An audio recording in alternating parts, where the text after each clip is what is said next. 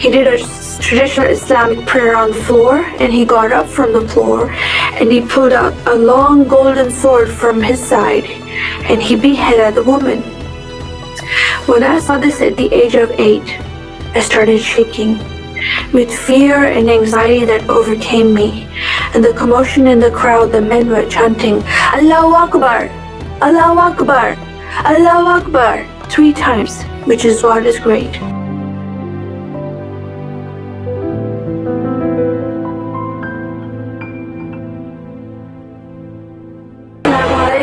My name is Safiya. I was born and raised in a small country in the Middle East by the name of Kuwait. I was raised right in front of a mosque where I would hear the call to prayer 5 times a day. Growing up in a Muslim home, it was very important to my family and I that we worshipped the Creator God Allah, followed the teachings of the Prophet Muhammad, and devote our lives to following the 5 pillars of Islam as well. From the age of 6, I started wearing the hijab, its scarf covering, and when I went out in public, I was not allowed to go by myself. When I went out with my mother and my aunts, I had to wear this. This is called the abaya. This is traditional covering in my country and my culture. At the age of 8, my family and I decided to take a pilgrimage journey to Saudi Arabia, and we went to the city of Mecca to fulfill Hajj. After we finished Hajj, we were going up north to the city of Medina. On the way there, suddenly a crowd started to gather.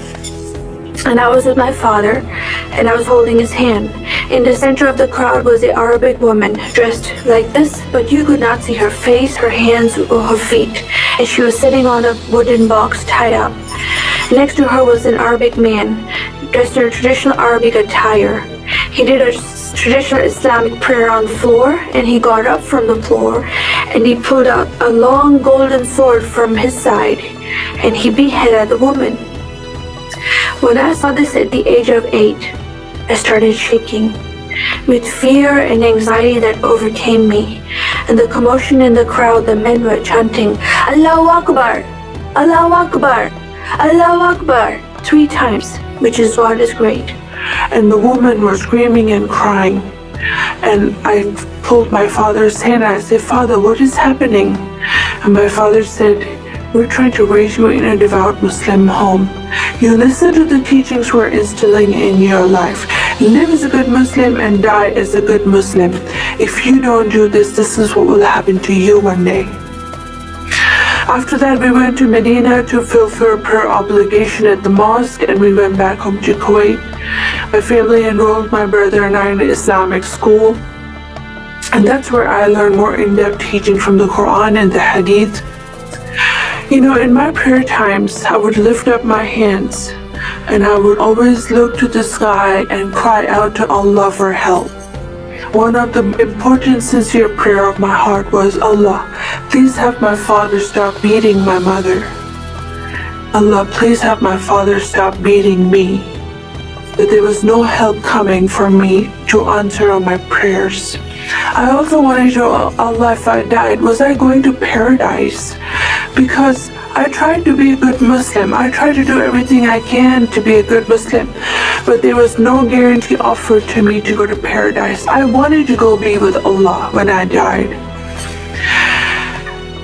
In 1990, my family and I went to the United States for a visit.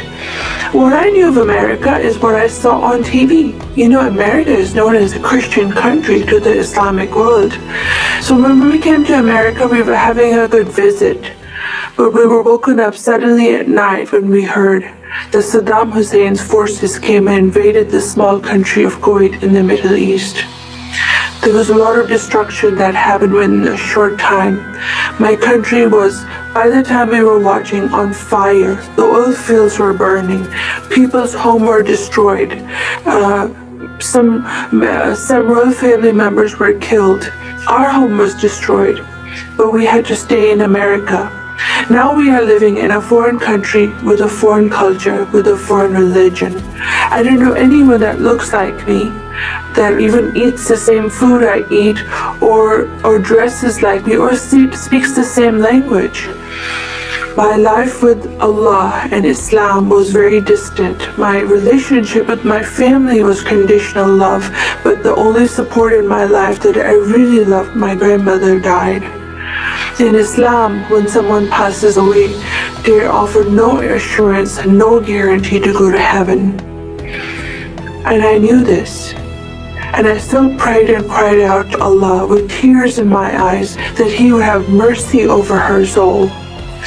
One day when I went to my job after the funeral, this lady came up to me, and she found out that my grandmother died, and she put her arms around me and gave me a hug. Do you know, this hug gave me peace. I've never experienced this peace before. And then she asked me a question, would you like to go to church with me? Again, I've been living in America for 8.5 years as a Muslim. I drove by many churches. This was the first time I got invited to a big Christian church. When I walked into that church as a visible Muslim woman, the people in the church saw me and they came up to me and they looked me in the eye and they said, "Hi, what is your name? Where are you from? Tell us about your family." And they took great interest in me. And then they said, "We are so glad you're here. Thank you for coming." That day from these people, I felt a spirit of love and acceptance and mercy. That kind of spirit I've not experienced in my mosque before. In fact, there's a spirit of judgment in the mosque. For a Muslim, it's a duty to go pray in the mosque and hope that Allah will answer the prayers, hope that they will be acceptable in His eyes. But these people accepted me for who I was. I feel loved by these people. That is the first time I heard a message from the Bible from a pastor. It's from the prophet Isaiah chapter 61 verse 1. He said this is a prophecy of Jesus, and he started reading that the Spirit of God is upon me. He's anointed me to preach the gospel to the poor. He came to heal the broken heart and set the captive free. In the book of Luke, where Jesus walks into the synagogue, he opened a scroll from prophet Isaiah and read the scripture and said, "This is fulfilled." This is the first time I heard that Jesus came to this earth to heal the broken heart and set the captive free. In my religion, I was that and even more. I wanted to know a creator God. I wanted to know a loving God and a merciful God. After that, the lady bought me a Bible as a gift, and I started reading the Bible on my own. I had to hide it from my parents. I had put it in my mattress. But when I read the book of Exodus, how God sent Moses and to deliver and rescue the children of Israel, He even did miracles and to bring them into the land of promise. He provided them food and water in the desert. I come from the desert. There's no food and water there. But God provided for them because He loves them. He calls them His chosen people and the nation of Israel His heartbeat. I started seeing that I hated the people that God loved so much. And I got on my knees and I said, "God, forgive me. I hated your people. I want to love your people." After that, I read the Bible even more, and I started going to church and hiding. And a group of girls started explaining the Bible to me. Something started happening to me. My heart started changing. The blinders were falling off my eyes. I was loving all people.